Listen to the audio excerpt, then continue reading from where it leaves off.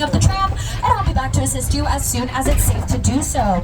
Otherwise, during the entire tour, please stay seated and keep your arms and legs inside the vehicle at all times. The studio is private property, so if at any time during the tour you drop your phone or just can't wait to use the restroom, just pull the cord and remain seated. Please no smoking of any kind during the tour and be prepared. Our tour features loud noises, sudden tram movements, fire effects, and many water effects. So you want to have your cameras and phones out for great photo opportunities. Just keep an eye on them so they don't get wet. And finally, for your safety and those around you, please do not use selfie sticks while on board. Now it's about time to get our 60th anniversary studio tour on the road, but to help kick off our celebration, here is our master of ceremonies and the host of The Tonight Show, Jimmy Fallon. Hi, I'm Jimmy Fallon. Welcome aboard the world's famous studio tour. I know what you're thinking, why the tux? Well, we're celebrating our 60th anniversary. That's right, 60 years of glitz, glamour, and our own great white shark. As we celebrate our diamond anniversary today, we'll pay tribute to Universal's past and take you behind the scenes to discover why this studio tour is world famous. So whether this is your first visit or your 60th, get ready for fun, excitement, and an experience like no other. Thank you, Jimmy. Now back on March 15th, 1915, our founder Carl Lemley invited the public into our studio to watch movies being made. Guests were able to walk from set to set and marvel at the new technology involved in filmmaking. But with the invention of sound and film, as well as the need for quiet on the set, the original walking tour had to come to an end. In the 1960s, under the leadership of company chairman Lou Wasserman and executives Al Dorskint and Jay Stein, the idea of reviving a tour of our studio returned when the Green Line bus tours that originated in Hollywood made a stop at our gates. On July 15th, 1964, the first of our red and white candy-striped glamour trams took 67 passengers on a 2-hour driving tour of the Universal lot, and that is how the world-famous studio tour was born. We started with only 2 drivers, 2 guides, and 1 ticket seller working out of a trailer on Lankershim Boulevard. From there, the studio tour expanded with fantastic one-of-a-kind Hollywood elements like the rock slide and the burning house, which were actually in this area of the lot back in the 1970s and 80s. Now, you might have noticed some construction on the left-hand side of the tram. That was for our newest edition of the park, a Fast and the Furious themed roller coaster. So keep an eye out for that. It's going to be so cool. But on your right, you'll see a little bit of our timeline. This shows just a few of the thousands of movies we've created here at Universal since our opening back on March 15th, 1915. And on your left, we're passing by Soundstage 12. This is one of the largest and oldest sound stages on our lot. Many things are filmed inside of it. For example, some of our monster movies. For example, Dracula's Lair, Frankenstein's Lab. Also, the entire town of Whoville was filmed inside of there as well. If you look on your screen, you'll be able to see a few more things that have been shot there throughout the years. Right now, we are entering into our front lot. This is where the majority of our sound stages are, along with some of our production offices as well. And if you look to your right, we're currently passing by our newest addition to the park, Super Nintendo World. And when we first opened our studio, this area was actually a spot where guests could explore places like the dressing room of actress Lucille Ball, the office of Oscar-winning costume designer Edith Head, or drive through the prop warehouse. After that, in the 1980s, this spot turned into the first location of our very own special effects stage. Now, as I mentioned a little earlier, the front lot is home to the majority of our sound stages. Right now on your left, we're passing by stages 11 through 7. And it looks like some of those elephant doors are open, so take a look out inside. That's what the inside of a soundstage looks like. And these ones recently were used to film the show Bel-Air, a revival series of the original 90s sitcom Fresh Prince of Bel-Air. And here are stars of it, Jabara Peaks and Ollie Sheraton, to tell you a little bit more. We're leaving the theme park behind and entering the front lot where real Hollywood magic is made. How? Well, inside the sound stages that surrounds us, we can create any kind of environment the script demands. For the past 60 years, studio tour visitors have driven right by these buildings, and inside these walls, the sets from your favorite TV shows and movies have transported audiences anywhere the imagination could take you, even to a palatial mansion in Bel-Air. When we film Bel-Air, we love coming out of the sound stages and seeing the trams filled with excited guests as they drive by. So, keep an eye out. You never know who or what you'll see on the studio tour. Now, on your left, you'll see sound Soundstage 14. This was used to film the show Superstore. They created an entire store inside of that soundstage. Also, it was used for Ron Howard's Apollo 13 and The Muppets, starring Jason Segel, Amy Adams, and of course, Kermit the Frog. But at this point, you might be wondering what exactly a soundstage is. So a soundstage is an almost completely soundproof building. They're actually 98% soundproof. So usually around 80 to 90% of filming takes place inside of them. And usually they start completely empty, so carpenters can create any sets for any individual production, which are usually made in our mill, which we're about to pass by in a second on your left. But they are a completely controlled environment. For example, you can make it rain or snow inside of a soundstage. You can film an outdoor scene inside using our greens department, so they can add fake trees, plants, flowers, anything to really set the stage of being outside. You can also film any time of day, so you can film a nighttime scene during the morning or vice versa. Now, we are known for our movies here at Universal, but we do also have a vast history in television. If you look at your screen, you'll be able to see just some of the many TV shows we've created here at Universal throughout the years.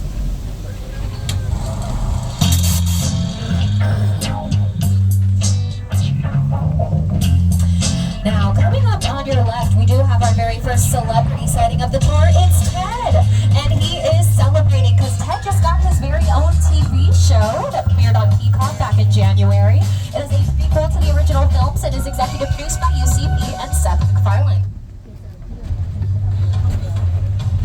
Hi everyone, Seth MacFarlane here, and I'm excited to share with you a behind-the-scenes look at my Peacock original event series, TED. It's a prequel series set in 1993, and that means our skilled craftspeople had to build a high school, a house, and even recreate downtown Boston as it looked back in the day using exterior sets and facades that you're about to see on the tour. But I should warn you, TED is intended for mature audiences only. So grown-ups, tell the kids to go in the other room before you watch. Oh, come on! Now, right now we're passing by some of our bungalows. Many production offices use our bungalows. For example, if you look on your far left, you might notice a small Wicked ball in the distance. That's because we're housing Mark Platt Productions, which is working on the new Wicked movie starring Cynthia Erivo and Ariana Grande. Also, if you look on your left in Bungalow 5195, you might see a familiar silhouette. That's because that was Alfred Hitchcock's bungalow, where he worked on films like Psycho, The Birds, and Vertigo. Right now it's home to the De Laurentiis Company, which brought us the Hannibal television series. So Bungalow 5195 has definitely stayed in that horror genre throughout the years. But on your left, we're passing by some of our newer sound stages. That's why they look a little bit different. The front of it is aligned with production offices, just so it makes it more of a one-stop shop for filmmakers. Many things have filmed inside of this sound stage before. For example, more recently, it was used to film Lopez vs. Lopez, a show starring George Lopez and his daughter, Mayan Lopez. It's also been used for the 2016 Hairspray Live and the revival series of Will and Grace. But coming up on your left, we're passing by our Metropolitan sets. Now, our Metro sets have been used for many different large metropolitan cities or small town neighborhoods. Now, to tell you a little bit more about our Metro sets, here is Jimmy Fallon. In a second.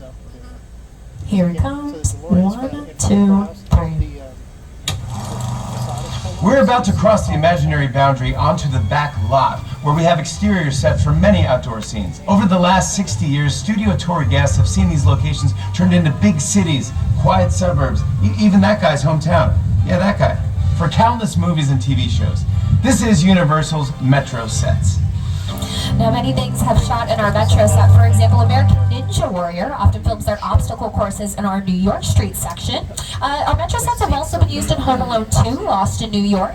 But the interesting thing is Macaulay Culkin wasn't actually old enough at the time to work after a certain time of day. So instead of filming a lot of those nighttime scenes actually at night, instead what they did is they completely covered our Metro sets, making it seem like it was shot at night, when in reality it was shot during the day. This is a technique that we call day for night shooting. But right now we're going to leave goodbye to our beautiful concrete jungle, because right now we are headed directly into the actual jungle. It's the original King Kong that made me want to direct movies. I saw that movie on TV when I was about 8 or 9 years old, and I wanted to become a filmmaker. I like films that just take you away from your real life and sweep you up an adventure. Kong literally does that. I mean, you're on board the ship, you're sailing to a lost island, you're encountering monsters and creatures from, prehistoric times. So I was thrilled when Universal invited me back to Skull Island, and it's great to have you along for the ride. Now, we have created this 3D immersive experience, so you're going to have your glasses ready. Don't put them on yet, just have them in your hand because we're about to return to Sky. All right, everyone, just a reminder to remain seated, hold on to your belongings, and no flash photography. This could be a bit of a bumpy ride.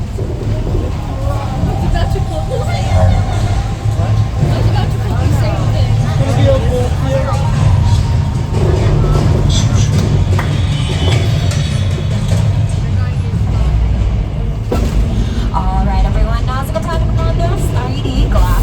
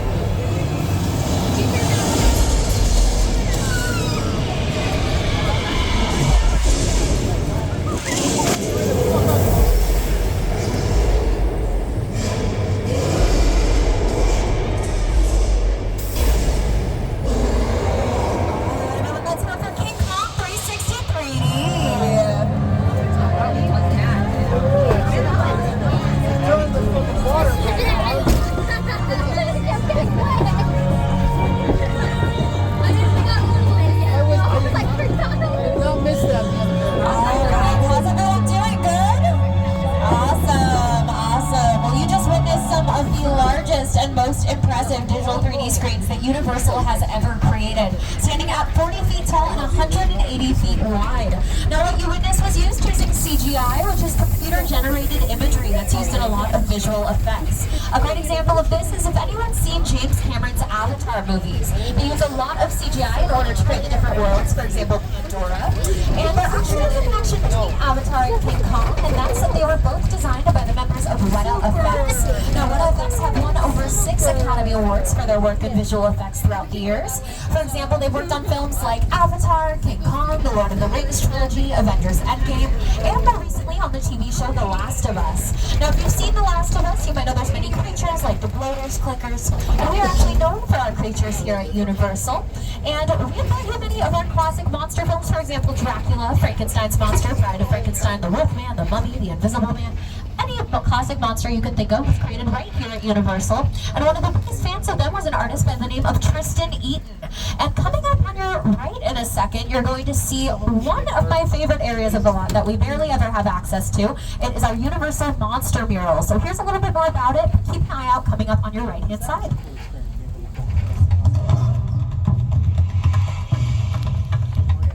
An instrumental part of the process of designing these murals was getting to go to the Universal Archive. Going there, I got to see in person props from the movies, photos from behind the scenes, original illustrations from those movie posters, all the stuff.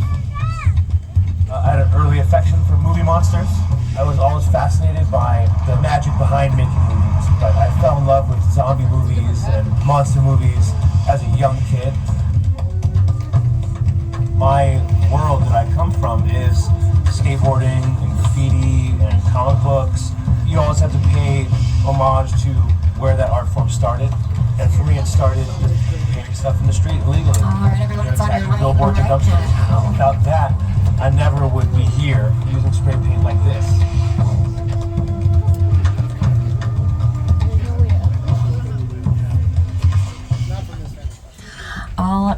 Now, coming up on your left-hand side, you're going to see sound stages 30 through 33. That is the current home of The Voice. But the body of water in front of them is what we call our Hollywood Ocean, or otherwise known as Park Lake. Now, here in 1974, we added the parting of the Red Sea to the studio tour, inspired by the classic Paramount film, The Ten Commandments. The star of the movie, Charlton Heston, made an appearance to part the waters for our guests. The glamour tramps seem to drive right through the lake and give everyone on board a sea-level view. There have been also explored water mines, torpedoes, and submarines as part of the action here at the lake.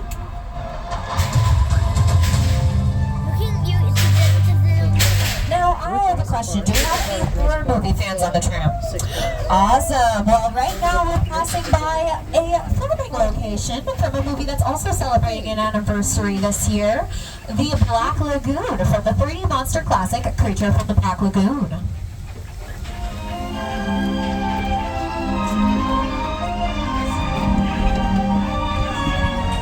That's right. 2025 marks the 70th anniversary of the 3D monster classic, Creature from the Black Lagoon. But the creature, as I mentioned before, is just one of our many classic monster films, and we really have stayed in this love of horror throughout the years. For example, our association with Clubhouse Productions, Jordan Peele's Monkey Paw Productions, and in our newest park coming out in 2025, Epic Universe in Orlando, there's going to be a whole land dedicated to our monsters, Dark Universe, so keep an eye out for that.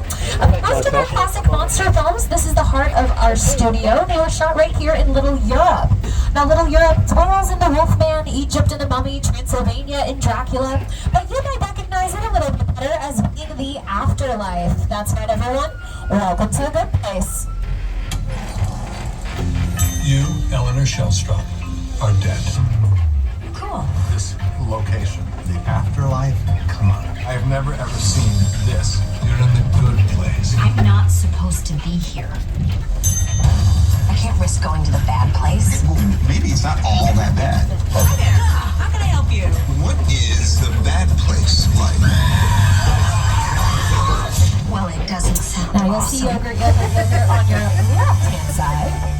Now, many other things have shot here in Little Europe. For example, Princess Diaries 2 Royal Engagement. This was the royal country of Genovia, specifically during the parade scene. It was also used to film Buffy the Vampire Slayer, many of those spooky locations. And speaking of spooky locations, on your right is our Port of Miracles. This is where the majority of our classic monster films were shot. Many hurricanes today, we will go to fire and torch, so it was probably shot right there in our Port of Miracles.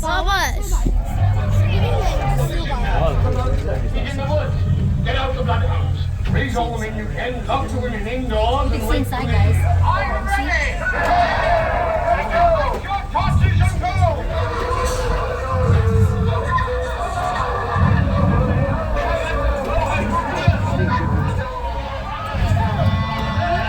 By the way, that area on your right that we just passed by was actually used in Pirates of the Caribbean 2, Dead Man's Chest, when Jack Sparrow loses his hat in the tavern. Now you might be thinking, it's outside. How did it happen in a tavern? It was actually shot at night.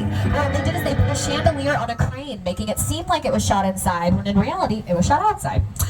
Now, in front of us is Soundstage 50, and as some of you might know, we closed our earthquake attraction last year to make way for a new state-of-the-art soundstage that is already in high demand. In fact, they're already working on a project inside of it right now. But don't worry, we made a few little arrangements with production before the tour started to give you all the chance to travel through those elephant doors and get a behind-the-scenes look at what happens inside of one of our many sound stages. But before we go inside, our tour is approximately at our halfway mark, so I just wanted to remind everyone to stay seated, and if you drop your phone or just can't wait to use the restroom, just pull that red emergency cord to get my attention, and I will be back to assist you. But other than that, please just remain seated. Now, before we go inside, here's a little bit more about our monsters. When we think of Universal, we think of monsters. Dracula, Frankenstein, Wolfman, Bride of Frankenstein, The Mummy, The Hunchback of Notre Dame, The Invisible Man, Phantom of the Opera. classic films. They're just brilliantly made. That Frankenstein image, flathead, moles, it's one of the great icons of the world. All right, everyone. Now, as we enter, just a reminder to remain seated, hold on to your belongings, and no flash photography. We don't want to get in the way of any of the filming going on in here. Let's see. It looks like whatever they're filming in here probably takes place in a subway station. We got a bit of set decoration. Sorry, set decorating. Set decorating is used to create different areas, change different locations. So as you can see, there's some different San Francisco posters. On the far left, it looks like we've got some hair and makeup areas. We've also got my favorite part of any set, Crafty. That's the snacks. Alright, everyone. No need to worry. This is probably just one of our California treasures.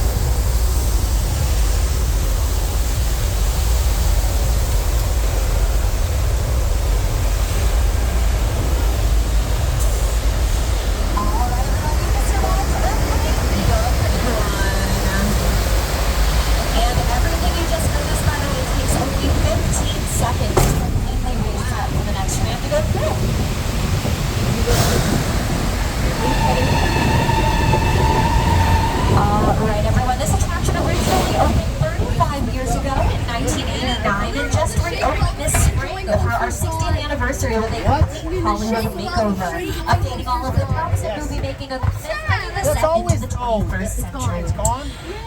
I don't know about you guys, but I'm a little exhausted after that earthquake. I think we should go somewhere a little bit more relaxing. How about you?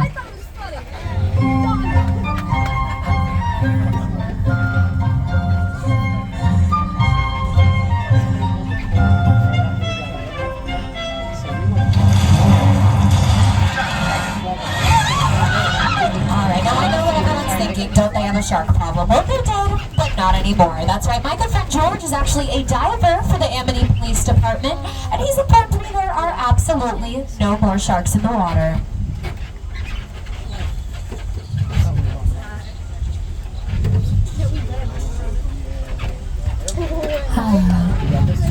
Doesn't Amity look beautiful?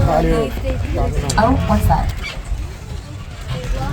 Alright, well that definitely does look like a shark, but no need to worry everyone, my friend George is highly qualified, we will be perfectly safe.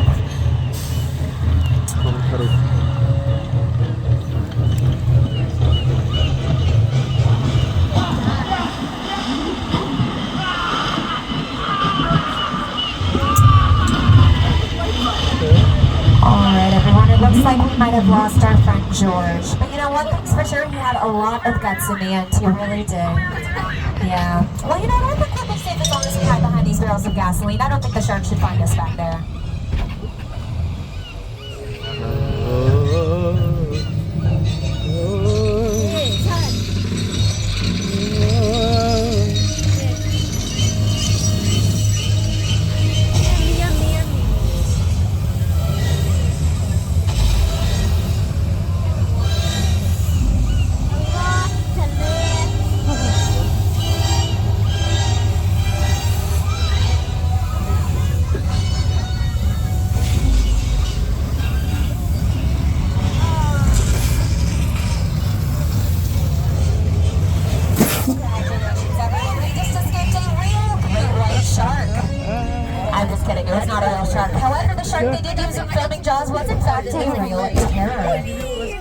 That's a much maligned shark. The shark was frustrating. It didn't really work all the time. It didn't work hardly at all. Wherever you were on the island, you could hear the radio waves. They were always saying, the shark is not working. Repeat, the shark is not working.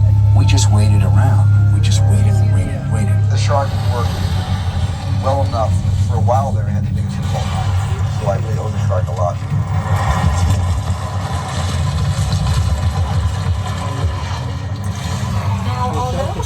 timer worked, it was actually a good thing because originally Jaws was supposed to be released in the winter, but because of all of the malfunctions with the shark, it ended up getting pushed to the summer, making Jaws the very first summer blockbuster of all time.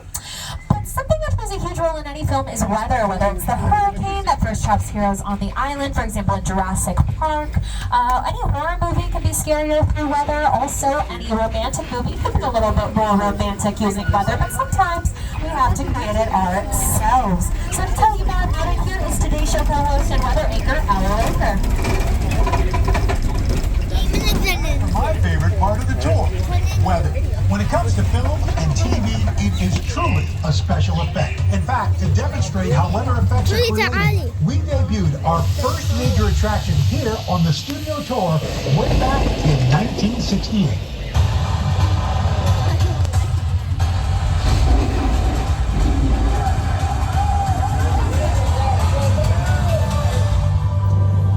Now that lightning is not, of course, real lightning. It is used using strobe lights. This rain is used using a sprinkler system that faces up, so it looks like the rain is falling directly from the sky onto the ground. You've also noticed that it's a little bit thicker than regular rain. That's because rain doesn't usually show up very well on camera, so we have to add a little extra so that you can see it. Now, it doesn't really rain here very often in LA, so why don't we just all sit back, relax for a second, maybe close your eyes, listen to the sounds of the rain.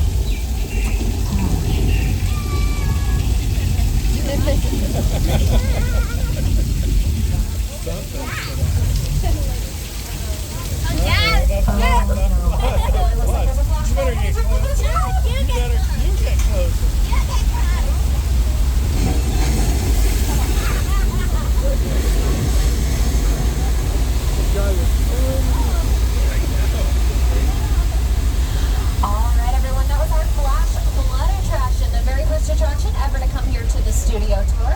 You probably recognize it a little bit better from this scene in Big Fat Liar.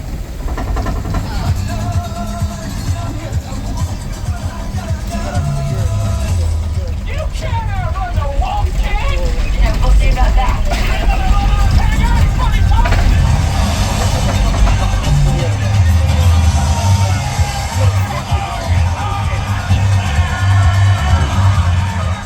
Now our flash flood is in our Old Mexico section of the lot. Many things have filmed there, for example, Nacho Libre starring Jack Black. But right now we're leaving Old Mexico and heading into the Old West. Welcome everyone to 6 Points. This is where the majority of our westerns have been shot throughout the years. For example, more recently it was used to film Quentin Tarantino's 9th film installment, Once Upon a Time in Hollywood, starring Leonardo DiCaprio, Margot Robbie, and Brad Pitt. It's also been used to film Westworld and the revival series of Quantum Leap, starring Ernie Hudson and Raymond Lee. And you might notice as we make our way through 6 Points, some doors of different sizes. Now this is actually done for a reason. Sometimes directors want our heroes to seem a little bit larger, so they'll put them next to a smaller door. Or if they want villains to seem a little bit weaker, they can position them next to a larger door. You can also completely align the streets of 6 Points in dirt using a technique called set dressing, which is just one of the many ways to set the time period of the Old West. Now there are 6 different points in 6 Points, so back in the silent film era, they were able to film 6 different westerns at once. And since the films were silent, there was no issue with the sound infiltrating one project to the next.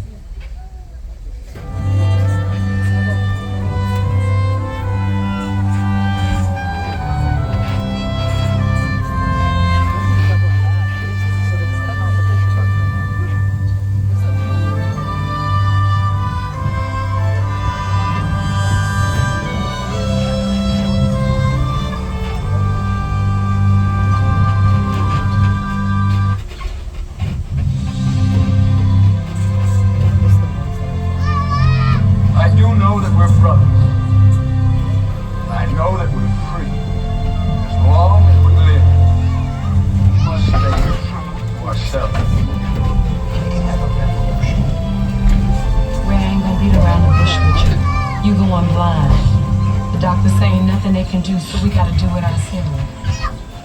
People are dying, Scott. You've got document after document here, right under your nose. It says why. You haven't said one word about it. I've been locked up for 30 years. I want to go to Vietnam, and I'll die there if I have to.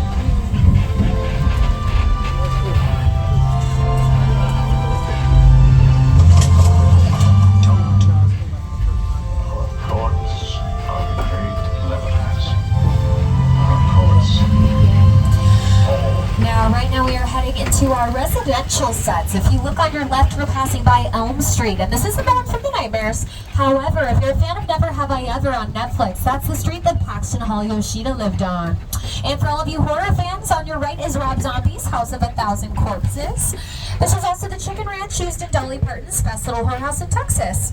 Now this is an example of a practical set, so you can film both inside and outside of the house, whereas behind it we have a facade or a false front that was used in Mini Drivers About a Boy television series. And on your left, we're passing by Colonial Street. Now this is our largest and busiest residential set on the lot. Many things have been filmed inside of it. For example, that's where Davy and her family lived in Netflix's Never Have I Ever. It was also Wisteria Lane in Desperate Housewives. As you pass by Colonial Street, on your left, you'll see Lion Estates. You might remember that Lion Estates was where Marty McFly lived in the Back to the Future trilogy, where you could live in the home of tomorrow today. Those signs are replicas of the original props made for the 30th anniversary of the film. Now, we thought by now we might have hover trams, but these are pretty cool too. You are currently on board the newest version of the Studio Tour vehicle, the electric tram, as we continue our commitment to creating zero-emission Studio Tour fleet. Electric trams get their power from wireless inductive charging pads, just like the ones back in 1964. In 1983, we upgraded to super trams, which allowed us to carry more guests and experience more thrills. And in 2000, we added onboard video, turning the tram into a movie theater on wheels. Now, the road we're going up right now is actually a filming location. It's what we call Wilderness Road. Now, Wilderness Road is used for the majority of our different remote locations. For example, if you're ever having to film in the woods or in a park, you usually need to have a permit, so we like to utilize as much of our lot as we can that we have just at our hands. Now, many things have filmed on Wilderness Road. For example, an episode of 911 during a limousine rescue. Also, some scenes from Bird Box starring Sandra Bullock. Now, coming right on your right, it's kind of hard to see at night, but there's a large blue screen. This area is actually what we call Falls Lake. It's a perfect example of combining practical effects with CGI. So what you're able to do is, in front of that blue screen, there is a large basin that can hold up to 2.7 million gallons of water. So what they're able to do is add the water to the basin and then digitally add in the background after. For example, they did that during Sully, starring Tom Hanks. They were able to create the Hudson River using that water and then digitally add in the horizon afterwards. Now, many things have filmed in Falls Lake, for example. It was used to film Inception, Dunkirk, many of the Pirates of the Caribbean films, and also a scene from Psycho, where Norman Bates dumps Marion Crane's car. Now, in a second, we are going to be able to see the Psycho house, but before we do, here are a few more examples of CGI here at Universal.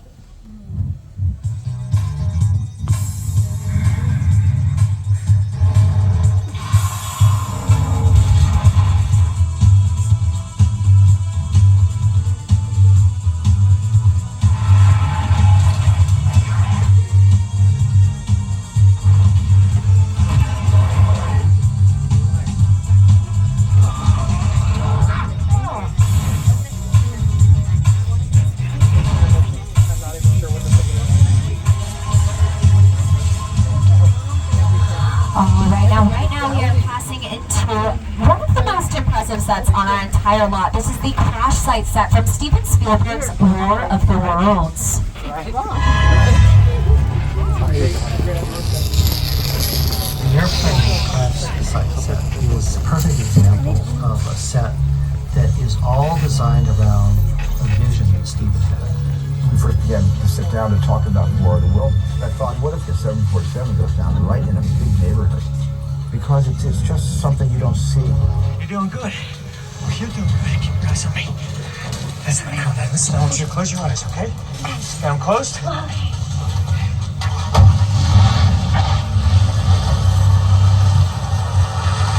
Robbie, get in.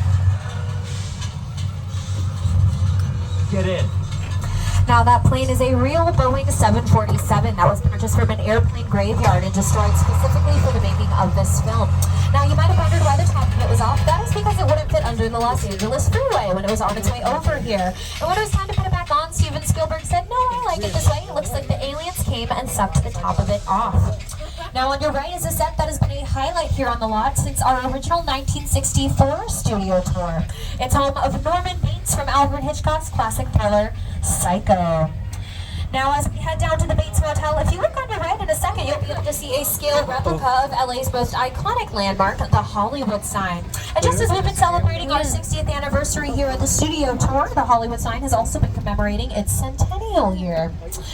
Now, everyone, for the first few decades at the studio tour, one of the hallmarks was a visit to Prop Plaza, where guests were able to disembark the tram for a once-in-a-lifetime photo and given the opportunity to interact with characters, vehicles, and props from their favorite productions. And guess what? For our 60th anniversary, we have brought this opportunity back. Now remember, this is a limited stop, so when you're ready to continue the tour, simply follow the signs.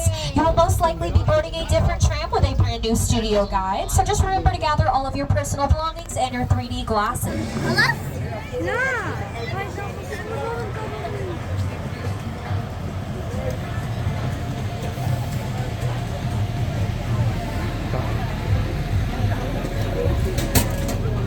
Take a picture with the tram? No. I think that's back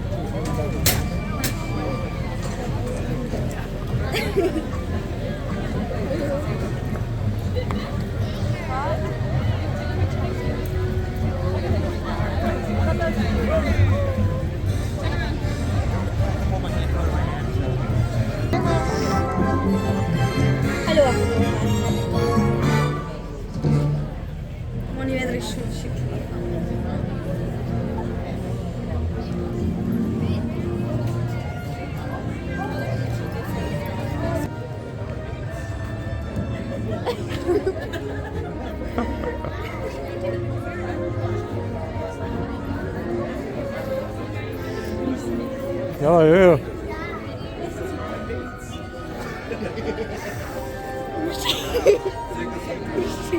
Jojo!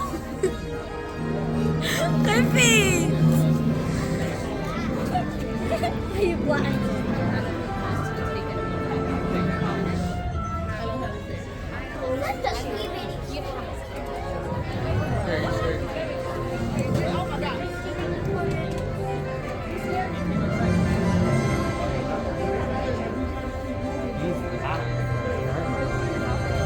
Let's go, Tuti. Hi guys, keep going forward please! So تفتح لي تلفوني بعد 5 دقايق. بابا؟ Right this way folks!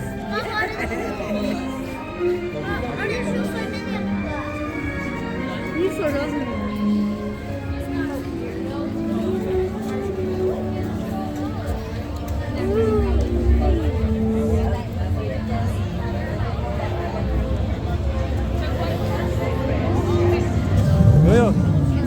Fast and Furious.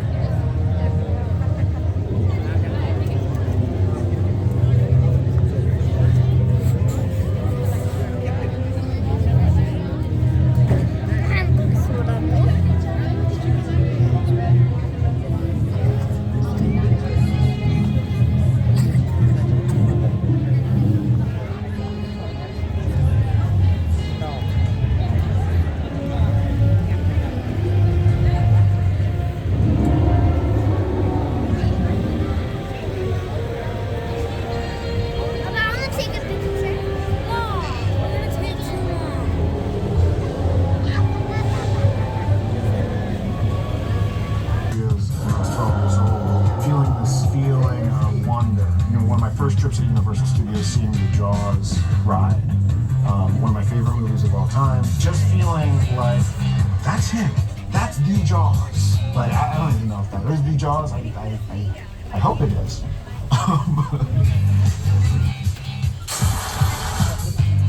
Sharing the space with Hitchcock and Spielberg, I couldn't be more proud.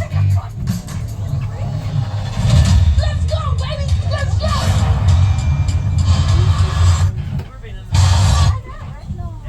What's up, Studio Tour? I'm Kiki Palmer from Jordan Peele's film, Nope. What's a bad miracle? Well, you'll have to see our movie to answer that one. Until then, I hope you enjoy your visit to Jupiter's Clay. Did you see a UFO in that cloud? Yeah. No. Movie magic only happens when a team of collaborators, often in the hundreds, work together to take an impossible notion and bring it to life. This is Jupiter's Claim, a nostalgic, small-time Southern California amusement park owned by former child star Ricky Jupiter Park.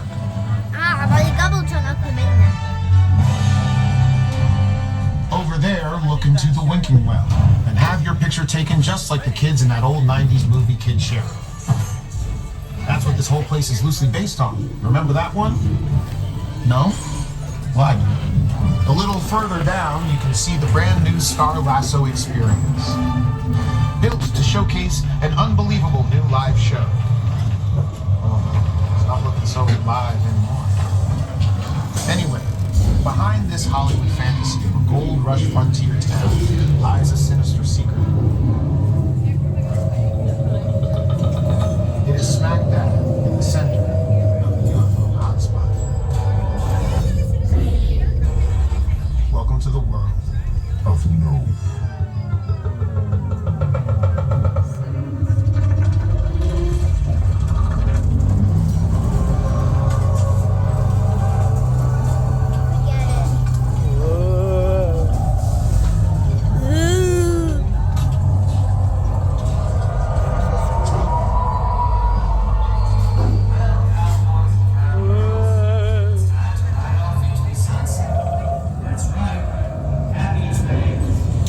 These are the actual sets of Jupiter's Claim from No Power, but they filmed the majority of the movie in Santa Clarita, but brought the sets here so that we could all go through them on the tour.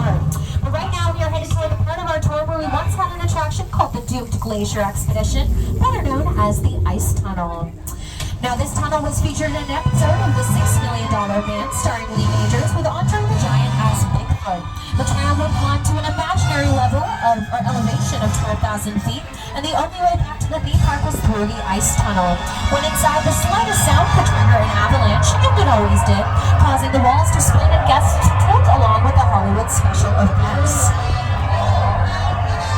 But since then, we stopped tilting and started drifting. That's right, everyone. We are currently hiding out in Sullivan's garage because someone on the stream is a witness to criminal mastermind Owen Shaw, and he is after us. But don't worry, we're going to hide out here. We have the whole family to look after us, so we will be...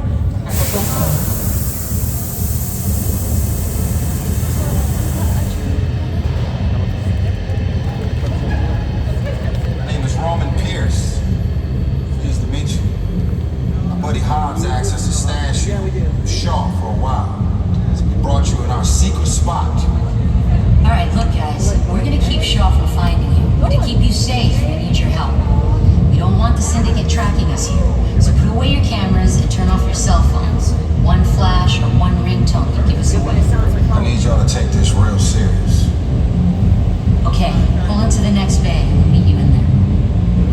All right, everyone, just a reminder to remain seated, hold on to your belongings, and no flash photography. This could get a little fast and a little furious.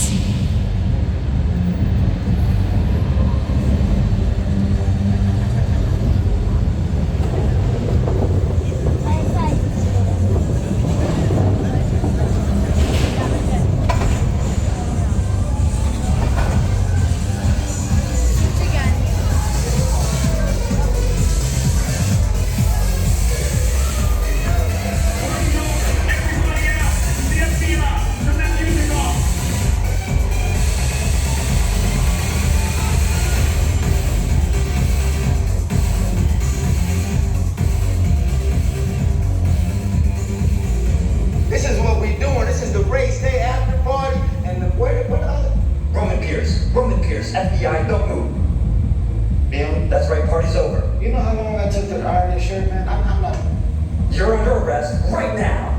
Thanks. Just back up a little bit. Got it. It's lightweight.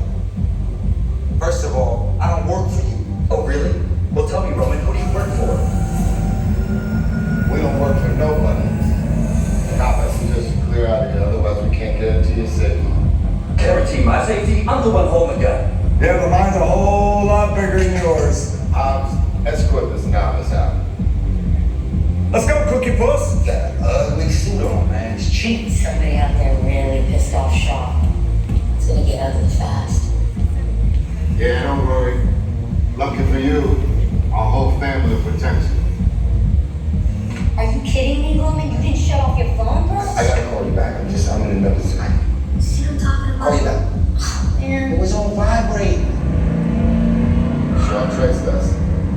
house can't hold him forever. Letty, Roman, we're up. Driver, move that vehicle. It's about to get real interesting. My Mona Lisa's all warmed up right next door. Roman, grab your truck. I need you and Letty ready to roll. All right, everyone, now's the time to put on those 3D glasses.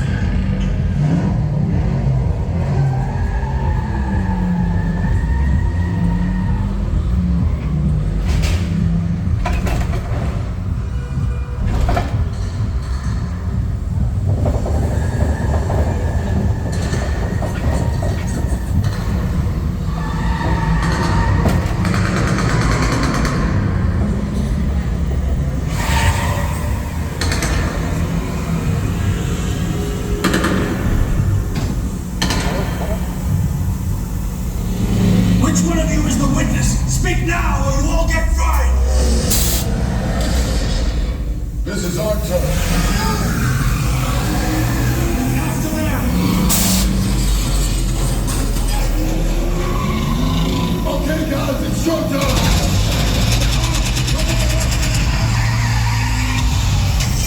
This video moving fast enough. Roman, Letty, hook him up.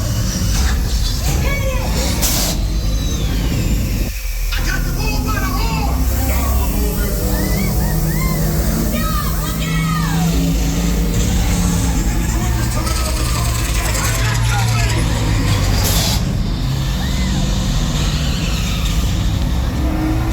The witness is mine, Letty!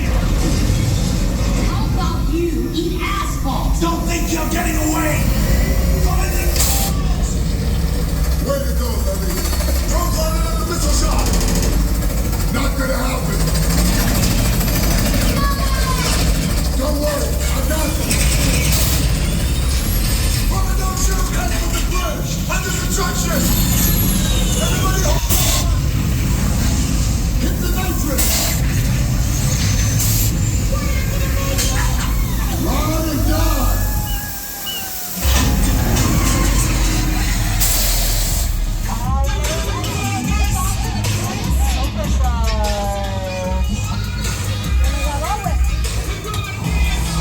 Over the past 6 decades, the studio tour has taken a guest on an amazing behind-the-scenes look at a movie ready for veteran Universal. On behalf of everyone at the studio, thank you for joining us. Diamond and Money. Here's to another 60 years. Thank you, Jimmy. And thank all of you so much for celebrating 60 years of the studio tour with us this evening. Our 60th anniversary is special to us because the studio tour is where it all began for Universal destinations and experiences. From history glamour trips traveling around the studio lot back in the summer of 1964, we have developed into so much more, including 7 theme parks, entertaining millions of guests every year, and the upcoming Universal Epic Universe opening next year in Orlando in 2025. I'd also like to acknowledge all of the studio tour ambassadors, drivers, and guides throughout our history who have helped make the studio tour truly world famous. From our very first tour guides and drivers to the hundreds of team members who support our tour today. And to all of our cast members, thank you so much for being here with us tonight and for coming back again and again. Now, as you arrive back at the theme park, be sure to stop by the Simpsons ride, which is open tonight as a part of our annual pass preview. Wait times are typically pretty low, so be sure to check out the Simpsons ride before you head home for the night. Now, if you would like to purchase any of the movies or TV shows that we've talked about on the tour today, you can go to www.uphe or ask any of our retail stores for more information. Now, once again, everyone, on behalf of myself, Bella, our amazing driver, Aiden, and all of us here at Universal Studios Hollywood, we want to thank you all so much for getting this behind-the-scenes look at our studio that has been 60 years in the making. Now, as we say here in Hollywood, that is a wrap.